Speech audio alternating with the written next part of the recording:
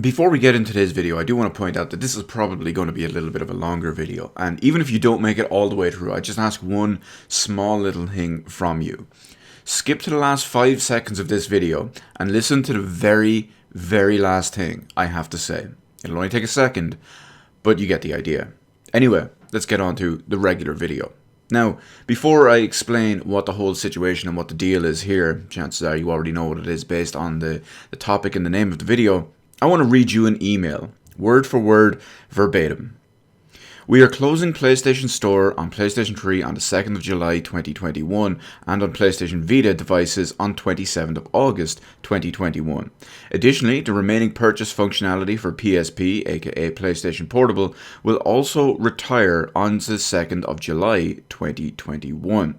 After thoughtful consideration, we decided to make these changes in an effort to focus our resources for PlayStation Store on PlayStation 4 and PlayStation 5, which will enable us to enhance the customer experience even further. We thank you for your support on these platforms throughout the years. What does it mean for you? You will no longer be able to purchase PS3, PS Vita, and PSP digital content, including games and video content.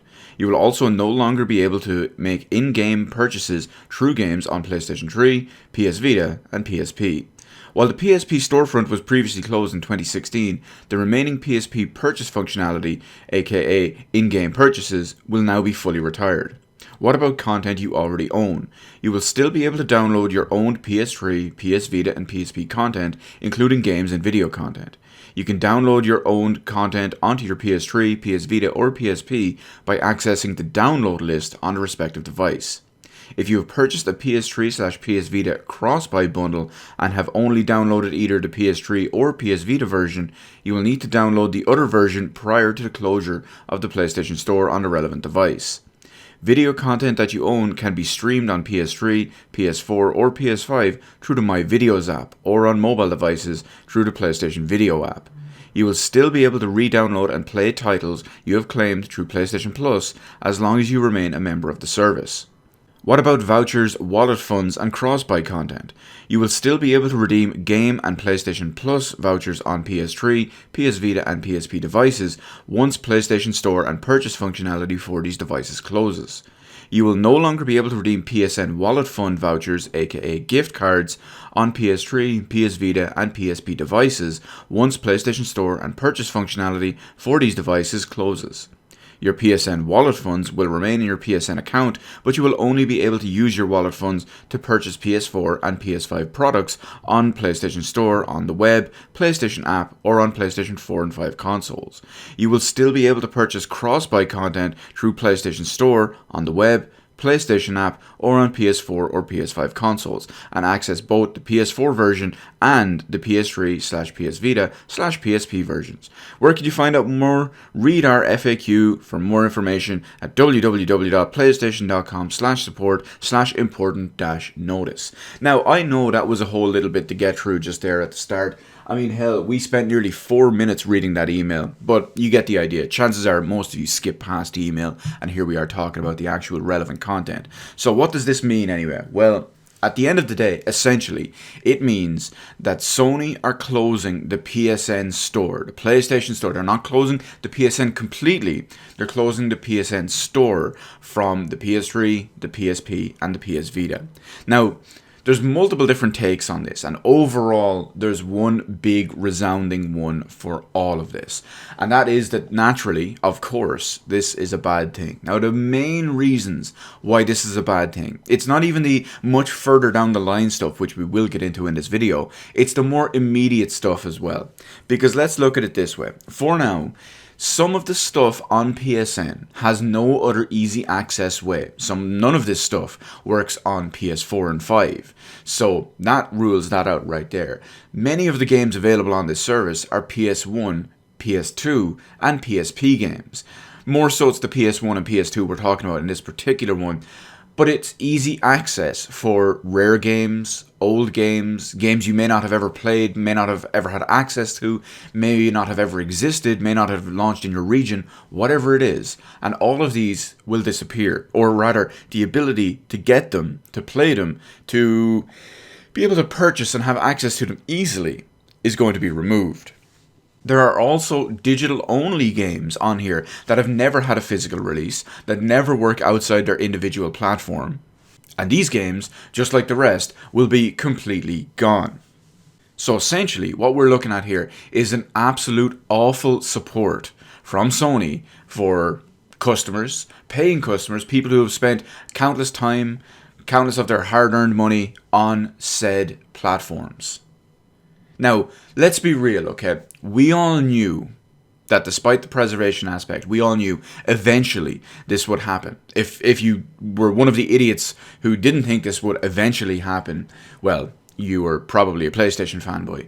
It was absolutely going to happen. Granted, Nintendo have a terrible track record and have a terrible track record with being anything internet related, and they even discontinued the service for their best-selling home console of all time, the Nintendo Wii. Let's face it, as time goes by on these consoles, because they're not one continuous line of backwards compatibility, except for, well, I guess the Xbox is coming close at this point, but the point is that because they're not all one series, continuous, existing platform, eventually, this stuff is going to get cut off. We all knew it was coming. And regardless of what platform it is, and regardless of when it happens, it's still terrible for game preservation.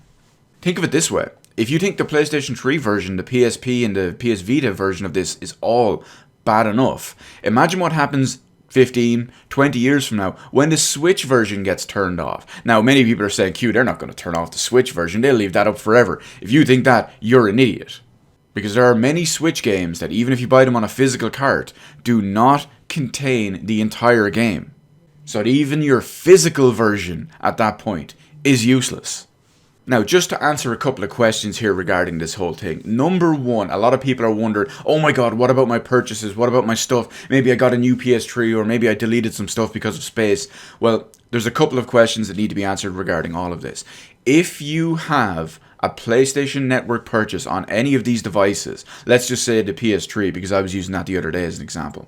So let's say you have some PS1 and PS2 games, maybe even some PS3 games, and hell, even some PSP games, why not? Download it on your PS3, or rather register to your account, and you want to get them on there. Now currently I'm not sure if it's a bug, a glitch, or if it's done this way on purpose, but currently there's a little bit of an issue on the PlayStation Store. If you go onto the PlayStation Store, you can still download these things right now.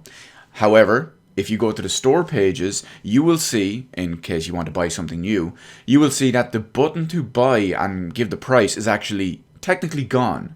It's not gone, it's actually invisible. If you go to the next highlightable thing beside it and then press the proper direction, you will go and you will see that the cursor disappears. If you press X on that, it will take you to buy it. Again, I don't know if this is intentional or if it's a bug or a glitch, but it still technically works. Now, having said all that, if you have stuff registered to your account, and then later this year when the PlayStation Network stores do close, this brings up another question that many people have had, which I'm happy to answer. Yes, you can re-download your content and all as well. Like they said in the email, you can go to your download list, which is not directly accessed through the PlayStation Network store, and you can re-download your existing content from there. Now, this is a short-term solution, if you will, because this will work beyond later this year when the relevant PlayStation Network storefronts close. This will maintain forever. In a sense, I shouldn't say forever, based on what I said earlier in the video, but this will go a little bit longer term. This will survive, if you will, as long as the actual PlayStation Network for the relevant platforms stays up. Again, let's use the PlayStation 3. As long as the PSN is still up and alive, forget the store, you will still be able to re-download your existing games and your existing stuff. However, this brings up a much bigger question down the line. It's 2021. They're retiring the PlayStation Network store from, when did the PlayStation 3 launch? Was it 2006, 2007, depending on your region? It's been 13, 14, 15 years. How much longer is it going to be before they retire the PSN completely, and then you can't even re-download your existing content?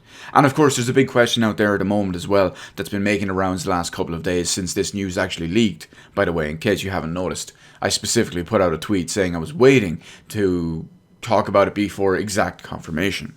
So, The big other question is, let's say a couple of years from now, the PlayStation Network is fully retired and you can't re-download your content.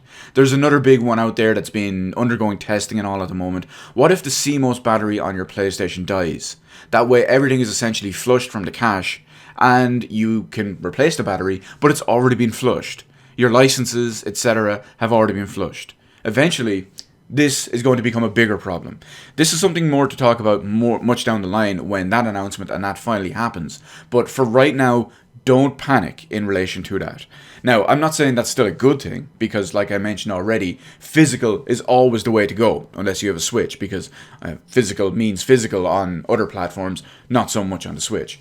But in the case of the PS3, you get the idea. Sure, you might miss out on quality of life patches down the line when the PSN fully gets removed, but that's not going to happen for the moment.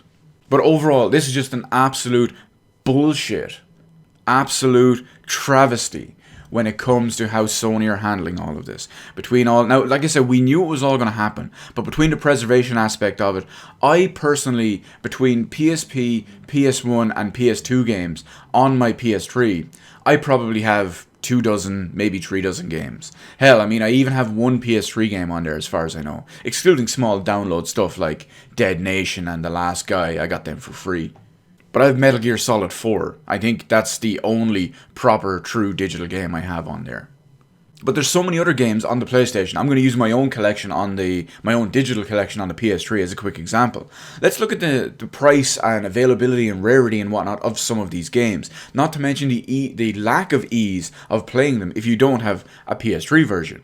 I have stuff like, Persona 3 FES, Digital Devil Saga 1 and 2, Team Hospital, the original Resident Evil trilogy, Grandia, Suikoden 1 and 2, Metal Gear Solid. Again, this is just a very, very small list, a very, very small fraction. If you look at some of the other stores out there as well, Breath of Fire 4 is available on the US PSN, Legend of Dragoon is available on the US PSN, Persona 4 is available on the US PSN. Hell, I know someone whose first game was first proper Persona entry, at least anyway, was Persona 5. And because of that, he eventually had access, because of the PS3, to go back to play Persona 3 and Persona 4. And from what he's understood now and what he's told me, now, even after the fact, he's now been able to say that Persona 3 is the best Persona game he's ever played, and it's his favourite one.